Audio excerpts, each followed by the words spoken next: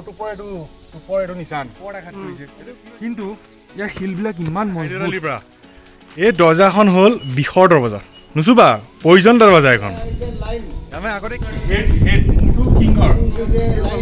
B gate পাৰ হৈ এতিয়াহে আমি মেইন গেটখন পাম এখন হ'ল কলিং বেল ডোৰ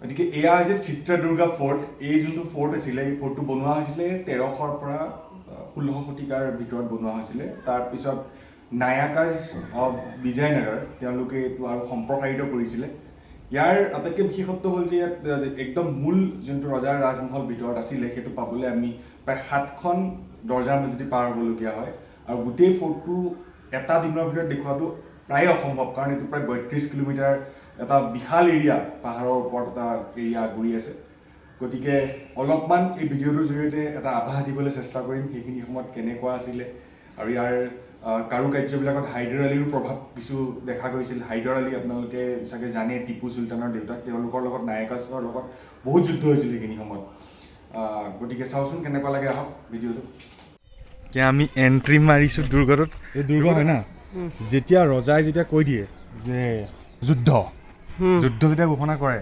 তেতিয়া কোনো চব দৰ্জা বন্ধ হৈ যায় সেই মেইন গেট বন্ধ হৈ যায় যিমানকেইখন এণ্ট্ৰি গেট আছে ইয়াত সোমাবৰ কাৰণে 6-7খন গেট বন্ধ এতিয়া বন্ধ হৈ যোৱাৰ পিছত কোনো সোমাবও নোৱাৰে বাহিৰলৈ ওলাব নোৱাৰে এতিয়া কিন্তু এইবিলাক তাহাঁতকো তেল লাগিব এইবিলাক লাইট বিভিন্ন কামত বৰটোপ জ্বলাবলৈ তেলৰ প্ৰয়োজন হৈছে ইয়াত এইফালেতো চোৱা এইটো দেখিছা এইটো ইয়াত এনেকৈ পোহৰৰ কাৰণে এনেকৈ যে কি লাইট বাৰ্ণাৰ টাইপ যে জ্বলাই থয় এইটো ইয়াত আছিলে গতিকে সেইবিলাক জ্বলাবৰ কাৰণে সেই যুদ্ধ কেইদিনৰ কাৰণে যিখিনি তেলৰ প্ৰয়োজন হৈছিলে সেই তেলবিলাক গাঁৱৰ পৰা আনিছিলে আৰু আনি এইটোত ষ্ট'ৰ কৰিছিল ইয়াত চব তেল ষ্ট'ৰ কৰিছিল এটা ডাঙৰ টেংকিও ইয়াত তেল ষ্ট'ৰ কৰিছিল ভিতৰত আছিলে ইয়াত বাৰ্ণাৰ লগাই দিছিলে বৰষুণৰ পানী এনেকৈ আহিছিল বঢ়িয়া ইয়াত মানে বেছিকেলি তেল সংগ্ৰহ কৰিছিল বৰটোপৰ এইটো নিচান এইটো কি হৈছিলে টিপু চুলতানকো চবেই চিনি পায় মাইচুৰ পেলেচৰ বিখ্যাত টিপু চুলতানৰ দেউতাক হাইদৰ আলী 1765 চনত ইয়াত প্ৰথমবাৰ আহিছিলে আক্ৰমণ কৰিবৰ কাৰণে তো আক্ৰমণ কৰিব আহোঁতে তাতে টোপ মাৰিছে তলৰ পৰা এইফালৰ পৰা টোপ মাৰিছে বৰটোপ যিটো আমি অসমত চিনি পাই বৰটোপ মাৰি ইয়াতো আঘাত কৰিছে ওপৰত আঘাত কৰিছে কিন্তু ইয়াৰ শিলবিলাক ইমান মজবুত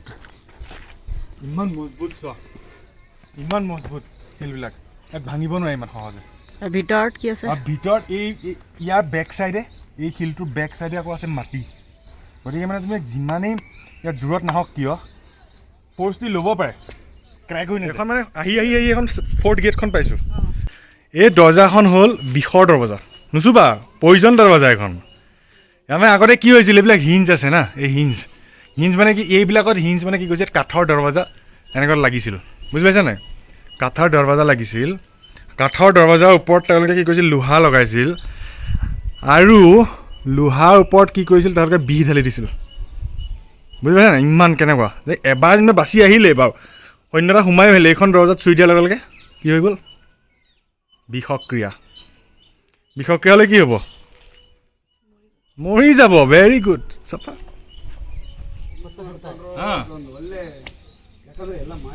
আহি থাকোঁতে ইয়াত এজন আমি ক্লাইম্বাৰ এজন লগ পাই গ'লোঁ তেওঁ বোলে এইবিলাক যে দেখিছে এইবিলাক চোৱা এইবিলাক ক্লাইম্ব কৰিব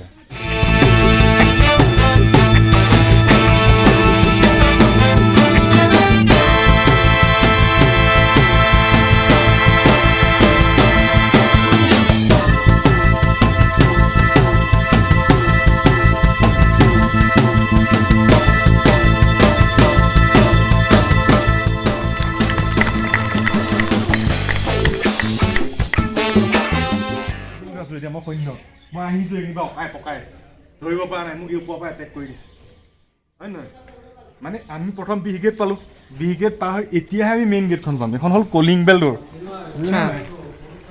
ঘণ্টা বজাই দিলা ৰজা মহাৰাজ আছে গম পাই যাব কি বুলি ক'ব ৰজা মহাৰাজ প্ৰধাৰ শত্ৰু আহিছে এইখন হ'ল মেইন কলিং বেল ডোৰ কি ডোৰ কলিং বেল ডোৰ ঘণ্টা ডোৰ ঠিক আছে বজাই দিয়া চবে গম পাই যাব তুমি খেলটো বুজি পালা নাই? কি ইয়াৰ নামটো চিত্ৰদুৰ্গা কেলে দিলে? কিয় দিলে? এতিয়া যে সৈন্যবিলাক সোমাই আহিলে ঘণ্টা দুৱাৰি দি গম পোৱা নাই কোনফালেদি যাব। তো ইয়াত কি থাকে, কোনফালেদি কেনেকৈ যাব, গোটেই ডাইৰেকশ্যনবিলাক চিত্ৰ মানে ছবিৰ সহায়ত বুজোৱা থাকে। ইয়াত এটা সৰু এটা হৰিণাৰ ছবি আছে, ইয়াত দেখুৱাব নোৱাৰিম, মানে বহুত এইটো মুচ খাই গৈছে না, এইটো পচিবল মোৰ মতে। তো এই হৰিণাটোৰ যোনফালে মূৰ আছে, এতিয়া ইয়াত মুখখন এইফালে আছে, মানে এইফালে যোৱাৰ ডাইৰেকশ্যনটো থাকিব।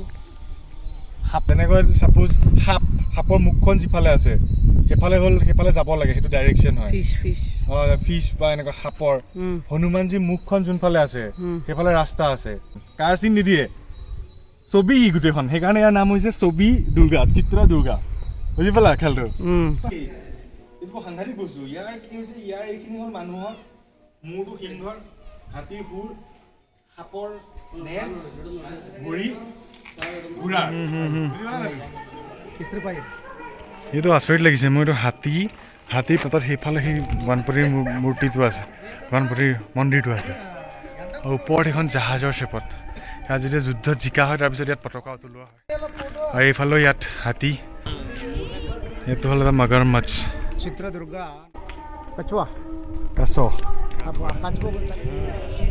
এই এইখন 7 নম্বৰখন গেট আছিলে। এই 7 নম্বৰখন গেট পাৰ হৈ অহাৰ পিছত পায় ৰজাৰ ৰাজপ্ৰসাদ। সেইটো তাকো এই শিলটোৰ বেক চাইডত। ইয়াত মানে ৰাজমেলা হৈছিল। এইফালে বিভিন্ন ধৰণৰ এই গছপাতলত ৰজা বহিছিলে, বহাৰ পিছত এইফালে এই প্ৰজা বহিছিল। সাংঘাতিক। ইয়াত আগতে বোলে জোলনা এখন আছিলে। এই তাত এইটো হিড়িম্বা মন্দিৰ এণ্ট্ৰেঞ্চ গেট। তাকে যাওঁ, বহুত ওপৰলৈ উঠিব লগা হৈছে। আৰু এইটো বোলে ৰজাৰাণী বতাহ খোৱা ঘৰ আছিলে। অৱসৰ বিনোদন কৰিছিল গৰমৰ দিনত, বতাহ খাইছিল। হিড়িম্বা গেট। वो मंदिर है ऊपर। এইফালে গোটেই চিত্ৰদুৰ্গা চহৰখন। চিত্ৰদুৰ্গা মানে এইটো হ'ল যে প্ৰত্যেকটো শিলেই একো একোটা ছবি।